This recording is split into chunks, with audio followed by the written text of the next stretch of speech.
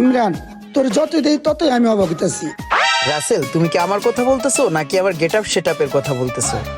সরাসরি তো আর পোশাক আশাকের কথা বলা যেতেছে না, আমি তোমার গেটআপের কথাই বলতেছি।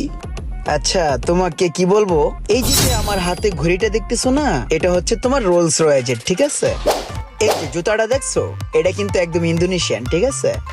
আর এই যে শোনো, চশমার যে একটা ব্র্যান্ড আছে, যে চশমার, বুঝতে পারতেছো না ব্র্যান্ডের কথাটা? বুঝতে পারতেছো? বুঝছো না ব্যাপার? তোমার আমি হারাম মুখ পিছাতেছি, তুমি এর গল্প আমি করতে চাও?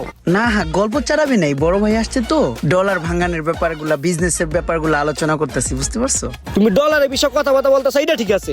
আমার ফোন আনছাও কে? আমার মনে করছি বাসা থেকে ফোনটা চুরি হয়ে গেছে। আর ওই কোডটা দাও, তাড়াতাড়ি দাও, সাত করে খুলে দাও দি। আমি এই মামু তোর খরচ করে গা, উনি আবার আমারটা সব মারিতে হয়।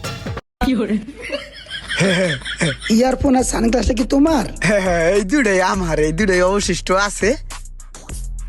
তোর পায়ে দুটো ধরে তুই ভাই যাইস না, তোর অনেকদিন ধরে আমি বিস্তৃত তুই চলে আসছো এত তাড়াতাড়ি, তোমার বিষয়টা নিয়ে একটু পরে কথা বলতেছি, তুমি একটু সাইডে যাও। সাইডে পরে যেতেছি, তুই আমার সানগ্লাসটা আর এইটা দে, থাক তুই। গড়ি লয়ে যা, জ্যাকেট লয়ে যা, পেন লয়ে যা।